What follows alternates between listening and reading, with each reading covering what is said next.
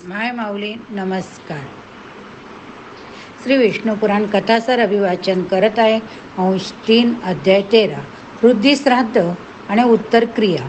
और्य म्हणतात, पुत्र जन्मास आला की पित्याने आधी सचैल स्नान करावे, मग जातधर्म वृद्धी स्नान करावे. नंतर एकाग्र होऊन देवांसाठी पितरांसाठी 2-2 ब्राह्मणांचे पूजन करून जेवू घालावे. या श्राद्धामुळे नांदीमुख नावाचे पितर संतुष्ट होता. कन्येच्या व पुत्राच्या विवाहारंभी गृहप्रवेश करताना बारशे जाऊळ या प्रसंगी श्राद्ध अवश्य करावे. गृहप्रवेश करताना जरूर करावे. आता प्रेतक्रिया कशी करावी तो विधी सांगतो. आप्त व नातलगांनी स्नान करून प्रेताला फुलांनी सजवून गावाबाहेर नेऊन जाळावे. लगेच स्नान करून दक्षिणेमुख करून पाण्याने तर्पण करावे. नंतर घरी येऊन पुन्हा स्नान करून रात्री दर्भासनावर निद्रा घालावी. मृतासाठी दररोज पिंडदान करावे. साधा शाकाहार घ्यावा. शक्य असेल तर ब्राह्मणांना भोजन द्यावे. प्रेताचे दहन केल्यापासून 4थ्या दिवशी जाऊन अस्थी गोळा कराव्या. नंतर सगोत्री आप्त दैनंदिन कर्म करू शकतात. दहन क्रिया करणारा गादीवर झोपू शकतो, मात्र स्त्री संबंध वर्ज्य आहे. लहान मुले, देशांतरी गेलेला आप्त, पतित, संन्यासी यांच्या मृत्यूनंतर त्याचप्रमाणे आगीत सापडून मेलेला, पाण्यात बुडून मेलेला, आत्महत्या केलेला अशांच्या मृत्यूनंतर लगेच असोच संपते. तेव्हा कुटुंबियांनी घरामध्ये 10 दिवसापर्यंत अन्न शिजवू नये. पूजापाठ, दानधर्म, अध्ययन करू नये. असेही सुतक ब्राह्मणासाठी 10 दिवसापर्यंत, क्षत्रियासाठी 12 दिवसापर्यंत, वैश्य वर्णासाठी 15 दिवसापर्यंत, शूद्रासाठी 1 महिना असते. सुतक संपले की विषमसंख्येत म्हणजेच 1, 3, 5, 7, 9 ब्राह्मणांना जेवू घालावे. तेथे जवळ दर्भावर पिंडदान करावे. नंतर ब्राह्मणाने पाण्याला, क्षत्रियांनी हत्याला, वैश्यांनी चावकाला आणि क्षुद्राने काठीला स्पर्श करावा. हे राजा, एवढे झाले की ज्याने त्याने आपल्या उद्योगास लागावे. दैनंदिन व्यवहार करावे. नंतर प्रत्येक महिन्यातील तिथीस एकोदिष्ट मासिक श्राद्ध करावे. एकच पिंड द्यावा. फक्त ब्राह्मणांना जेवू घालावे. असा क्रम 1 वर्षापर्यंत चालवावा. पुढे जेव्हा वर्ष पूर्ण होईल तेव्हा सपिंडीकरण करावे. तो विधी ऐकून ठेव. हा विधी 12 दिवसात, 6 महिन्यात, अगर वर्षानंतर करता येतो. तो एकोदिष्ट श्राद्धाप्रमाणे करावा. त्यासाठी पाण्याने भरलेल्या 4 भांड्यात तीळ चंदन घालावे. त्यातले 1 भांडे मृतासाठी, बाकीचे 3 पितरांसाठी आहे. मृताच्या भांड्यातले थोडे पाणी इतर 3 भांड्यात ओतावे. अशा तऱ्हेने त्या मृताला पितरांसोबत जोडल्यानंतर संपूर्ण श्राद्धविधी करावा. हे राजा, श्राद्ध करण्याचा अधिकार कुणाला असतो ते ऐका. मुलगा, नातू, पंतू हे मुख्य अधिकारी. ते नसले तर मृताचा भाऊ, भाचा किंवा कुणी सगोत्र पुरुष करू शकतो. त्याच्यापैकी कुणीच न मिळाल्यास पित्याकडील अथवा मातेकडील संबंधित आप्त करू शकतो. जर दोघींकडील पुरुष उरले नसतील तर निर्वंश झाला असला तर स्त्रिया करू शकतात. त्याही नसल्या तर राजाला अधिकार आहे. प्रेत संबंधित कर्माचे 3 विभाग आहेत. त्याची नावं: 1 पूर्व कर्म, 2 मध्यम कर्म, 3 उत्तर कर्म. त्यांची लक्षणे सांगतो. प्रेताला अग्नी दिल्यापासून शस्त्र वगैरे स्पर्श करण्यापर्यंतची जेवढी विधी आहे तेवढी सर्व पूर्वकर्म आहे. सर्व मासिक एकोदिष्ट श्राद्धे ही मध्यम कर्म आहे. पुढे सपिंडी करण्याचा विधी करून मयताचा पितृलोकात प्रवेश झाल्यानंतरचे जे विधी केले जातात ते सर्व उत्तर कर्म होत. मृत व्यक्तीची आई, बाप, सपिंड, सगोत्र, बांधव, ज्ञाती बांधव किंवा राजा हे पूर्वकर्मासाठी पात्र आहे. परंतु उत्तर कर्म मात्र मयताचा मुलगा, नातू, त्यांचे संतान अर्थात रक्ताचे वारसदार हेच करू शकतात. हे राजा, स्त्रियांच्या मृत्यूतिथीला त्यांचे एकोदिष्ट श्राद्ध अवश्य करावे.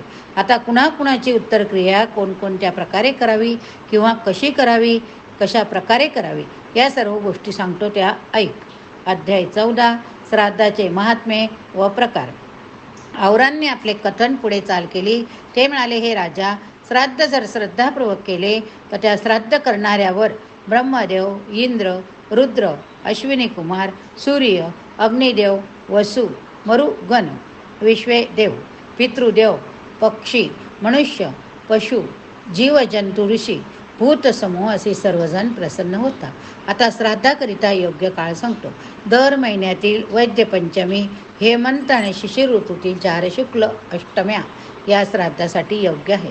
हे नित्य श्राद्धाकरिता असून जेव्हा काम्य श्राद्ध करायचे तोही काळ सांगतो. उत्तरायणाच्या व दक्षिणायनाच्या आरंभी व्यतिपात असेल तेव्हा काम्य करावे.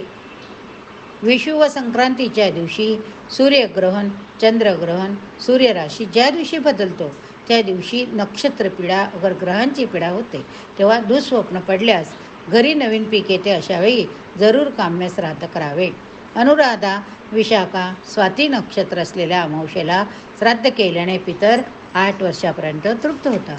जर अमावस्येला पुष्य, आद्राव, पुनर्वसू नक्षत्र असताना श्राद्ध केले तर पितर 12 वर्षापर्यंत तृप्त असतात. धनिष्ठा, पूर्वा भाद्रपदा, शततारका नक्षत्रयुक्त अमावस्या फार दुर्लभ आहे. तेव्हा वरीलप्रमाणे 9 नक्षत्रांपैकी कोणती अमावस्या असेल तेव्हा केलेल्या श्राद्धविधीमुळे पितर अत्यंत संतुष्ट होत असतात.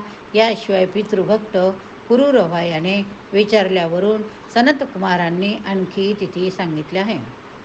सनत कुमारांनी सांगितले की वैशाख शुद्ध तृतीया, कार्तिक शुद्ध नवमी, भाद्रपद वद्य 13 व माघ अमावस्या या 4 तिथींना युगांधा असे नाव आणि 4ही तिथी फार पुण्यदायी. शिवाय चंद्रग्रहण, सूर्यग्रहण, 3 अष्टका किंवा उत्तरायणाच्या आरंभी किंवा दक्षिणायच्या आरंभी तीळ मिश्रित पाण्याने जो मनुष्य पितरांसाठी तर्पण करील त्याला 1000 श्राद्ध केल्याचे फळ मिळते. त्यातही जर माघातल्या अमावस्येला शततारका नक्षत्र असेल तर तो मुहूर्त फार चांगला, पण असा योग भाग्यानेच मिळतो. माघ अमावस्येला जर धनिष्ठा नक्षत्र असताना श्राद्ध केले तर पितर 10,000 वर्षापर्यंत तृप्त होता. त्याचप्रमाणे जर पूर्वा भाद्रपदा नक्षत्र असताना श्राद्ध केले तर पितर 1000 युगांपर्यंत तृप्त होता. अशा प्रकारच्या तृप्तीसाठी पितर अशी प्रार्थना करतात की आमच्या वंशात कुणी जन्मेल का जो सडळ हाताने ब्राह्मणांना दान देऊन संतुष्ट करील, विधीपूर्वक श्राद्ध करील, नाहीतर त्याची परिस्थिती साधारण असली तरी यथाशक्ती श्राद्ध करील. तेवढेही सामर्थ्य नसले तर त्याने ब्राह्मणांना निदान मोठमोठ तीळ तरी दान द्यावे, नाहीतर तीळ मिश्रित पाण्याने तर्पण तरी करावे. एवढेही करण्याची ऐपत नसली तर कुठून तरी गवत आणून 1 दिवसभर गाईला खाऊ घालावे. जर वरील पर्यायापैकी काही करता येत नसेल तर निदान त्याने गावाबाहेर वनात जावे, 2 हात उंच उभारून सूर्याला अशी प्रार्थना मोठ्या आवाजात करावी. अहो, मी अत्यंत दरिद्री असल्या कारणाने श्राद्ध करू शकत नाही, तरी सर्व पितरांना मी फक्त नमस्कार करून विनंती करतो की त्याने माझी श्रद्धा भक्ती जाणून तृप्त व्हावे. वरीलपैकी कोणत्या ना कोणत्या प्रकाराने का असेना पण श्राद्ध जरूर करावे. अध्याय 15 श्राद्धाचा विधी. और्य पुढे सांगतात, राजा श्राद्धासाठी जे ब्राह्मण आमंत्रित करायचे त्यात 6 वेदांगाचे जाणते, वेदो नारायण, क्षत्रिय, योगी, सामगायन करणारे, ऋत्विक, भाचे, नातू, जावाई, सासरा, मामा, तपस्वी, पंचाग्नी साधना करणारे, शिष्य, आप्त सोयरे, आईवडिलांचे स्नेही असे लोक बोलवावे.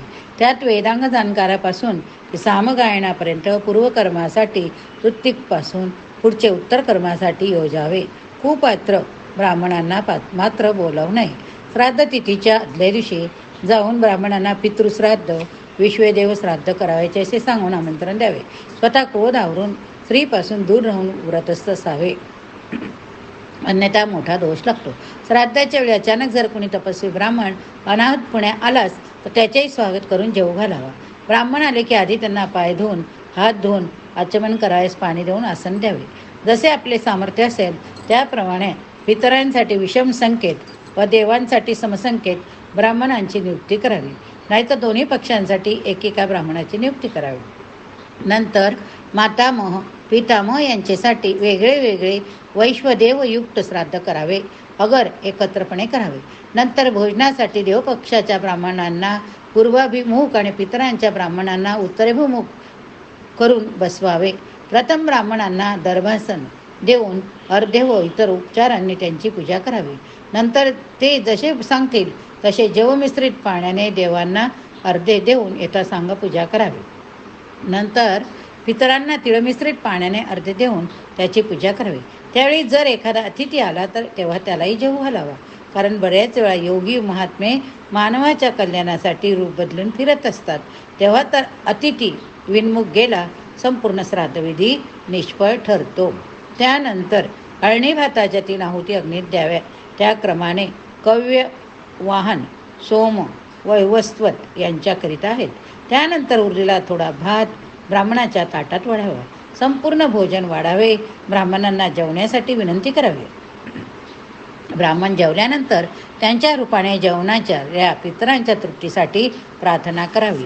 त्यात पिता, पितामह, प्रपितामह, मातामह, मातासई त्याप्रमाणे वैश्वेदेव यांच्यासाठी त्यांची नावे उच्चारून प्रार्थना करावी. नंतर ब्राह्मण जेवून उठले की थोडे अन्न खाली जमिनीवर ठेवून आचमनासाठी पळीभर पाणी सोडावे. नंतर ब्राह्मण सांगतील त्याप्रमाणे तिळमिश्रित अन्नाचे पिंड द्यावे. पितरांना तिलांजली द्यावी. 3 पिंड असावे. त्यातील एक पित्यांसाठी, दुसरा आजोबासाठी, तिसरा पंजोबासाठी. नंतर ब्राह्मणांना दक्षिणा द्यावी, आशीर्वाद घ्यावे. आईकडच्या पितरांसाठी असाच विधी आहे. त्यासाठी त्यावेळी आधी वडिलांकडील नंतर आईकडील पितरांना पिंडदान करावे. मात्र निरोप देताना उलट क्रमाने म्हणजे आधी मातृपक्षाचे पितर नंतर पितृपक्षाचे पितर यांना निरोप द्यावा. नंतर श्राद्धविधी चालवणाऱ्या ब्राह्मणांची उत्तम प्रकारे संभावना करून त्यांना फाटकापर्यंत सोबत करावे. नंतर नेहमीप्रमाणे वैश्वदेव करावा. घरच्या सर्वांनी भोजन करावे. तृप्त झालेले पितर श्राद्धकर्त्याच्या समस्त इच्छा पूर्ण करता. पितरांचा अधिपती चंद्र असून योगाचा आधार चंद्राला. म्हणून जर श्राद्धासाठी एक योगी भाग्याने लाभला तरी हजारो ब्राह्मणापेक्षाही त्याला तृप्त करण्याचे पुण्य जास्त लाभते. अध्याय 16 श्राद्धासाठी उचित अनुचित वस्तू. आवऱ्यांचे कथन पुढे सुरू झाले. ते म्हणाले, राजा, श्राद्धविधीमध्ये हवी, मासे, सशाचे, मुंगुसाचे, डुकराचे, बकऱ्याचे, कस्तुरी मृगाचे, काळविटाचे, वनगाईचे, मेंढ्याचे मांस आणि गाईचे दूध तूप वापरले तर पितर 1 महिना जास्त तृप्त होता. तसेच वर्धिनीस पक्ष्यांचे मांस, गेंड्याचे मांस, मध फार उत्कृष्ट आहे. जे हे पशुपक्षी जो पुरुष गयेला जाऊन तेथे श्राद्ध करतो त्याचे पितर तृप्त होता. त्याच्या जन्माचे सार्थक होते.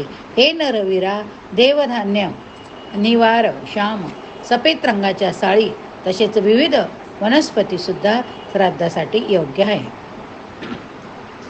मालकांगणीचे फळे, मूग, गहू, धान्य, तीळ, मटारदाणे, मोहऱ्या या गोष्टी श्राद्धात असतील तर उत्तम. शेतातील नवीन पीक म्हणजे धान्य, मोठे उडीद, लहान उडीद, मसूर, लाल भोपळा, कांदा, गाजर, धान्य पाकटताना पडलेल्या धान्याचे पीठ, सैंधव व मीठ, हिंग ही चांगली होय.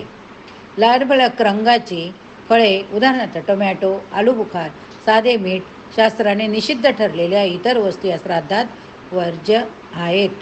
तसेच रात्रीच्या वेळी काढलेले पाणी, गाय तोंड लावित नाही असे पाणी, गडूळ आणि वास येणारे पाणी श्राद्धात वापरू नये. 1 खूर असलेला पशु, हुंटीन, शेळी, हरिणी, म्हैस यांचे दूध देखील वापरू नये. नपुसंतक महात्म्यांनी धिक्कार केलेला, चांडाळ, पापी, पाखंडी, शास्त्रांना न जुमानणारा, रोगग्रस्त, कोपडे, कुत्रे, नग्न, माकड, रानडुक्कर, विटा, सिपाई, सुवेरातील अनेक सुटकी व्यक्ती, प्रेतवाक यांची जर दृष्टी पडली तर देवता पितर येत नाही. म्हणून श्राद्ध करतेवेळी प्रथम स्नानशुद्धी करून घ्यावी. तेव्हा जमिनीवर तीळ शिंपडावे. श्राद्धासाठीचे अन्न असे असावे की त्यात नखे, केस, घाण नसावी. अन्न अगर धान्य 2दा शिजवलेले नसावे किंवा शिळे नसावे. श्रद्धाळूने नाव व गोत्राचा उच्चार करून अर्पिलेले भोजन त्या पितरांना जसे हवे असे तसे वाहून मिळते. या बाबतीत असे ऐकण्यात आले आहे की पूर्वी एकदा पितृदेवाने मनूचा पुत्र योक्षू याला कलाप नामक उपवनात असे म्हटले होते की आमच्यासाठी गयेला जाऊन तेथे आदरपूर्वक श्राद्ध करून पिंडदान करील असा पुरुष कुळात कधी जन्मेल काय. त्याचप्रमाणे पावसाळ्यातील मघा नक्षत्राने युक्त अशा त्रयोदशीला आमच्यासाठी मध व खीर यांचे दान करील असा कुणी आमच्या वंशात जन्मास येईल काय. किती गौरी कन्येचे विवाह करून किंवा गौरी कन्येचे विवाह करून शिळ्या रंगाच्या बैलाचा, निळ्या रंगाच्या बैलाचा ऋषत्सर्ग करणारा, अगर विधीपूर्वक दक्षिणेसहित अश्वमेध यज्ञ करणारा श्रद्धावान असा कुणी आमच्या वंशात निपजेल काय. आता या ठिकाणी हा अध्याय संपलाय. पुढील अध्यायात पुढील कथा बघूया. ओम शांताकारं भुजगशयनं पद्मनाभं सुरेशं विश्वाधारं गगनसदृशं मेघवर्णं शुभांगं लक्ष्मीकान्तं कमलनयनं योगिविर्ध्यानगम्यं वन्दे विष्णुभवहरं सर्वलोकैकनाथं.